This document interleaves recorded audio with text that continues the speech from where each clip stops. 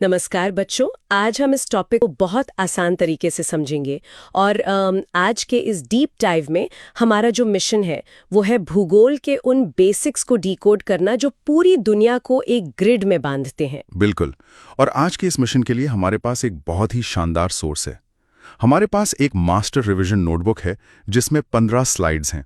तो आज मैं एक टीचर और गाइड की भूमिका में रहूंगा और हम दोनों मिलकर इस कठिन लगने वाले विषय को कहानियों और रियल लाइफ उदाहरणों से एकदम आसान बनाएंगे। तो चलिए बिना देरी किए शुरू करते हैं। स्लाइड 1, भूगोल, पृथ्वी पर स्थानों की स्थिति। तो सर, इसमें लिखा है कि ये एनसीईआरटी के पहले चैप्टर का पूरा कवरेज है। हाँ, बिल्कुल। मतलब ये सिविल सर्विसेज जैसे यूपीएससी या बीपीएससी की एकदम नींव तैयार करता है। इस स्लाइड का मुख्य लक्ष्य यही है कि हमारा कोई भी फैक्ट छूटे नहीं। No facts left behind. अरे वाह! तो मतलब क्या सच में सिर्फ अक्षांश और देशांतर समझकर हम पूरी दुनिया को मैप कर सकते हैं? एकदम कर सकते हैं, और यही हम आज साबित भी करेंगे। बस बेसिक्स क्लियर होने चाहिए। मैं समझ गई। तो आगे बढ़ते हैं। स्लाइड 2, सामाजिक विज्ञान के 5 मुख्य स्तंभ। मैंने तो हमेशा यही सोचा था कि सोशल साइंस मतलब सिर्फ इतिहास और भूगोल होता है। यही तो सबसे बड़ी गलतफहमी है। सामाजिक विज्ञान केवल भूगोल नहीं है, इसके 5 मुख्य स्तंभ हैं। इतिहास यानी अतीत, भूगोल जिसमें भारत और विश्व दोनों आते हैं, सांस्कृतिक विरासत, शासन और लोकतंत्र जिसे हम पॉलिटी कहते हैं, और आखिरी है आर्थिक जीवन यानी इकोनॉमी। अच्छा, तो ये पांचों आपस में जुड़े हुए कैसे हैं? मतलब क्या भूगोल एक तरह का एक स्टेज की तरह है जिस पर इतिहास का नाटक खेला जाता है? अरे वाह, ये बहुत ही बेहतरीन एनालॉजी है। एकदम सही कहा, क्योंकि देखो, भौगोलिक संरचना ही मानव सभ्यता को आकार देती है। नदियां कहाँ बहती हैं, पहाड़ कहाँ हैं, उसी से तो तय होता है कि लोग कहाँ बसेंगे और युद्ध कहाँ होंगे। हाँ, ये तो है। बिना स्टेज के तो कोई नाटक हो ही नहीं सकता। चलिए अगली स्लाइड देखते हैं। स्लाइड 3, पृथ्वी और मानचित्र। सर, इसमें महान भारतीय गणितज्ञ आर्यभट्ट का 500 ईस्वी का एक कोट है। हाँ, और वो कोट बहुत ही अद्भुत है। उन्होंने तभी कह दिया था कि पृथ्वी अंतरिक्ष में स्थित है, गोल है, और जल, पृथ्वी, अग्नि, वायु से बनी है। ये तो बहुत ही इतने पहले बिना किसी आधुनिक टेलीस्कोप के। एग्जैक्टली। और इसी गोल पृथ्वी को समझने के लिए हमने मानचित्र बनाए। मानचित्र की परिभाषा बहुत सरल है, कागज के चपटे पृष्ठ पर पृथ्वी का प्रतीकात्मक चित्रण। और इन मानचित्रों की किताब को एटलस कहते हैं। लेकिन सर, इसमें 3 प्रकार के मैप्स बताए गए हैं, भौतिक, राजनीतिक और थीमैटिक। मेरा सवाल ये है कि जब हमारे फोन में गूगल मैप्स हैं तो इन अलग-अलग प्रकार के कागजी मैप्स की क्या जरूरत है? देखो, गूगल मैप्स तो ठीक है, लेकिन हर मैप का अपना एक खास उद्देश्य होता है। अगर आपको पहाड़ और नदियां देखनी हैं तो भौतिक मैप चाहिए, देशों की सीमाएं देखनी है तो राजनीतिक मैप, और अगर सिर्फ सड़क या जलवायु का डेटा चाहिए तो थीमैटिक मैप काम आता है। समझ गए। मतलब सूचनाओं की भीड़ से बचने के लिए हम इन्हें बांट देते हैं। स्लाइड 4, मानचित्र के 3 मुख्य घटक। पहला, दूरी। इसमें स्केल या पैमाने की बात की गई है। हाँ, क्योंकि एक रफ स्केच और असली मैप में यही स्केल सबसे बड़ा अंतर होता है। स्केल का मतलब है मानचित्र पर दर्शाई गई दूरी और धरातल पर जो वास्तविक दूरी है उसका अनुपात। तो अगर स्केल में 1 सेंटीमीटर का मतलब 500 मीटर दिया है और मैं रूलर से नापती हूँ कि कोई जगह 2.5 सेंटीमीटर दूर है, तो जरा गणित लगाइए। हाँ, 2.5 को 500 से गुणा करेंगे, मतलब 1250 मीटर। असल जमीन पर वो जगह 1.25 किलोमीटर दूर होगी। बिल्कुल सही। यही स्केल का असली काम है, जो मीलों की दूरी को सेंटीमीटर में समेट देता है। अरे वाह! चलिए अब आते हैं दिशा पर। स्लाइड 5, मानचित्र के घटक दूसरा, दिशा। इसमें 4 प्रधान बिंदु हैं, उत्तर, दक्षिण, पूर्व, पश्चिम। और इनके बीच की मध्यवर्ती दिशाएं भी होती हैं, जैसे नॉर्थ ईस्ट या साउथ वेस्ट। सही जगह ढूंढने के लिए दिशा अनिवार्य है। इसमें मैंने एक एग्जाम फैक्ट देखा है। अधिकतर मैप्स में ऊपर की तरफ एक तीर होता है जिस पर ऊ लिखा होता है, मतलब उत्तर दिशा। पर सर, हमेशा उत्तर ही ऊपर क्यों होता है? बहुत अच्छा सवाल है। इसके पीछे एक ऐतिहासिक और व्यावहारिक कारण है।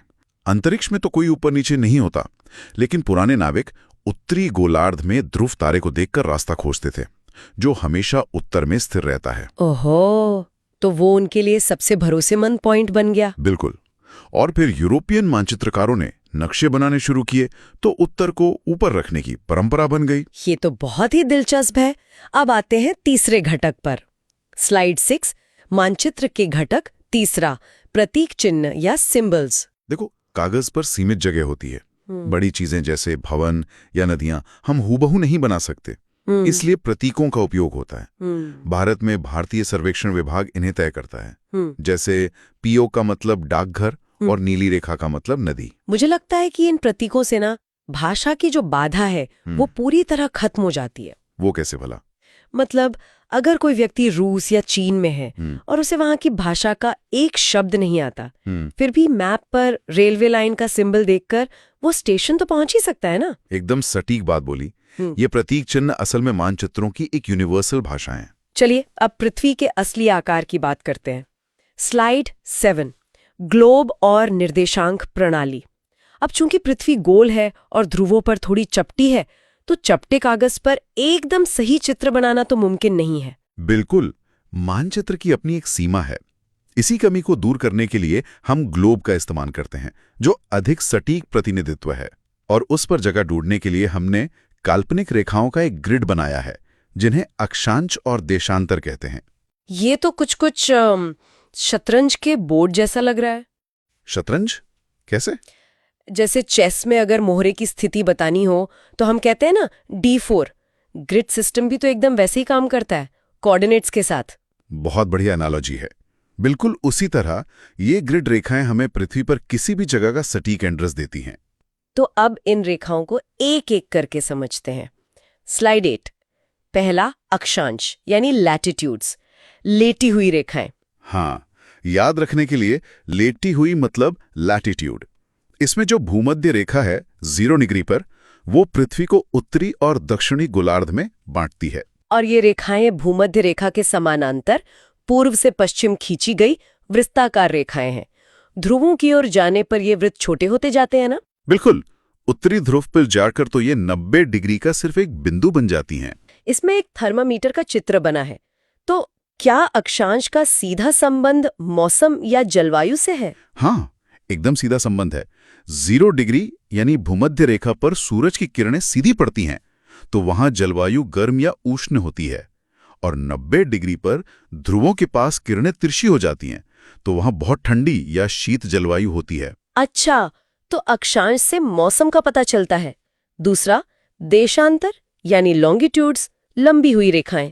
सही कहा, ये उत्तरी ध्रुव से दक्षिणी ध्रुव को मिलाने वाली अर्धवृत्ताकार रेखाएं हैं। और इनकी खास बात है कि सभी देशांतरों की लंबाई एकदम समान होती है। मतलब अक्षांश की तरह ये छोटी बड़ी नहीं होती। इनका विस्तार 0 डिग्री से शुरू होकर 180 डिग्री पूर्व और 180 डिग्री पश्चिम तक है। और 0 डिग्री वाली जो प्रमुख याम्योत्तर है, वो 1884 में इंग्लैंड के ग्रीनविच से तय की गई थी। बिल्कुल, लेकिन इसमें एक बहुत ही मजेदार कॉन्सेप्ट है। हाँ, मैंने भी ये एग्जाम फैक्ट देखा। इसमें लिखा है कि 180 डिग्री पूर्व और 180 डिग्री पश्चिम दोनों एक ही रेखाएं हैं। इसका क्या मतलब है? क्या पृथ्वी के पीछे जाकर दोनों रेखाएं मिल जाती हैं? एकदम सही विजुअलाइज किया आपने। चूंकि पृथ्वी गोल है, अगर आप 0 डिग्री से पूर्व की तरफ आधा चक्कर लगाएं या पश्चिम की तरफ से आधा चक्कर लगाएं, आप उसी एक ही रेखा पर पहुंचेंगे जो पृथ्वी के ठीक पीछे है। ये तो दिमाग घुमा देने वाला फैक्ट था। अब इतिहास की बात करते हैं। स्लाइड 10, ऐतिहासिक तथ्य, उज्जैनी या उज्जैन, याम्योत्तर। अब देखो, ग्रीनविच तो 1884 में तय हुआ, लेकिन उससे कई सदियों पहले भारत की अपनी एक प्रमुख याम्योत्तर हुआ करती थी, जिसे मध्य रेखा कहा जाता था। हाँ, और ये उज्जैनी यानी आज के उज्जैन से गुजरती थी। उज्जैन प्राचीन काल से खगोल विज्ञान का बहुत बड़ा केंद्र था। महान खगोलविद वराहमिहिर ने भी अपना सारा कार्य यहीं किया था। ये तो बहुत ही गर्व की बात है कि प्राचीन भारतीय विद्वानों को शून्य, अक्षांश और देशांतर की पूरी समझ थी। पर सर, क्या उज्जैन की भौगोलिक स्थिति में कुछ खास था जिसके कारण इसे ही चुना गया? बिल्कुल था। उज्जैन से कर्क रेखा गुजरती है। प्राचीन खगोलीय गणनाओं में ये माना गया कि जहां कर्क रेखा और देशांतरीय मध्य रेखा मिलती हैं, वो समय और ग्रहों की गणना के लिए पृथ्वी पर सबसे उत्तम संदर्भ बिंदु है। अरे वाह! तो समय की गणना की बात आ ही गई है, तो अगली स्लाइड पर चलते हैं। जी। देशांतर और समय की गणना। हाँ, अब आता है द मास्टर फॉर्मूला। देखो, पृथ्वी अपनी धुरी पर पश्चिम से पूर्व घूमती है। एक चक्कर पूरा करने में उसे 24 घंटे लगते हैं, यानी 360 डिग्री। तो इसका मतलब हाँ, अगर हम 360 को 24 से भाग दें तो 1 घंटे में 15 डिग्री देशांतर हुआ, और 1 डिग्री देशांतर पार करने में पृथ्वी को ठीक 4 मिनट का समय लगेगा। एग्जैक्टली। और यहीं से निकलता है हमारा the golden rule. Golden rule. अच्छा, पूर्व की ओर जाने पर समय जुड़ता है और पश्चिम की ओर जाने पर समय घटता है। तो सर, मेरा एक क्विक सवाल है, अगर मैं अभी 15 डिग्री पूर्व की ओर उड़ जाऊं तो क्या मेरी घड़ी 1 घंटा आगे हो जाएगी? स्थानीय समय के हिसाब से तो बिल्कुल 1 घंटा आगे हो जाएगी, क्योंकि पूर्व में सूरज पहले निकलता है तो वहां का समय आगे चलता है। समझ गई। स्लाइड 12, स्थानीय समय बनाम मानक समय, लोकल वर्सेस स्टैंडर्ड टाइम। अब देखो, स्थानीय समय तो सूर्य की स्थिति से मापा जाता है, लेकिन भारत जैसे बड़े देश में एक बहुत बड़ी दिक्कत है। गुजरात जो पश्चिम में है और असम जो पूर्व में है, उनके बीच लगभग 30 डिग्री का अंतर है। 30 डिग्री मतलब 30 को अगर 4 से गुणा करें तो 120 मिनट। बाप रे, ये तो पूरे 2 घंटे का अंतर हो गया। बिल्कुल। इसका मतलब दोनों राज्यों के स्थानीय समय में 2 घंटे का फासला है। तो अगर मानक समय ना हो तो गुजरात के लोग असम वालों से 2 घंटे पीछे का जीवन जिएंगे। ये तो बहुत बड़ा कंफ्यूजन हो जाएगा। इसी भ्रम और प्रशासनिक अराजकता से बचने के लिए एक मानक समय या स्टैंडर्ड टाइम तय किया गया। भारतीय मानक समय की रेखा ग्रीनविच से 5.5 घंटे आगे है। अच्छा, इसीलिए हम +530 लिखते हैं। स्लाइड 13, समय क्षेत्र यानी टाइम जोन्स और अंतर्राष्ट्रीय तिथि रेखा। अब पूरी दुनिया को 15-15 डिग्री के कई समय क्षेत्रों में बांटा गया है, 1-1 घंटे के अंतराल पर। रूस का आकार इतना बड़ा है कि वहां 11 टाइम जोन्स हैं और अमेरिका में 6। और जो अंतर्राष्ट्रीय तिथि रेखा है, आईडीएल, वो लगभग 180 डिग्री के पास है। पर सर, इसमें लिखा है कि ये टेढ़ी मेढ़ी या जिगजैग है, बाकी सारी रेखाएं सीधी हैं, तो ये आईडीएल टेढ़ी मेढ़ी क्यों है? बहुत ही लॉजिकल सवाल है। देखो, अगर इसे एकदम सीधा खींचते तो ये प्रशांत महासागर में स्थित कई छोटे देशों या द्वीपों के एकदम बीच से गुजरती। अच्छा, तो एक ही देश में या एक ही घर में 2 अलग-अलग दिन या तारीखें हो जाती? बिल्कुल। एक ही घर के आधे हिस्से में सोमवार होता और आधे में मंगलवार। इसीलिए इस प्रशासनिक त्रासदी से बचने के लिए इसे समुद्र के ऊपर से जमीन के हिस्सों से बचाकर मोड़ा गया है। ये तो बहुत ही स्मार्ट तरीका है। अब हमारे रिवीजन का समय है।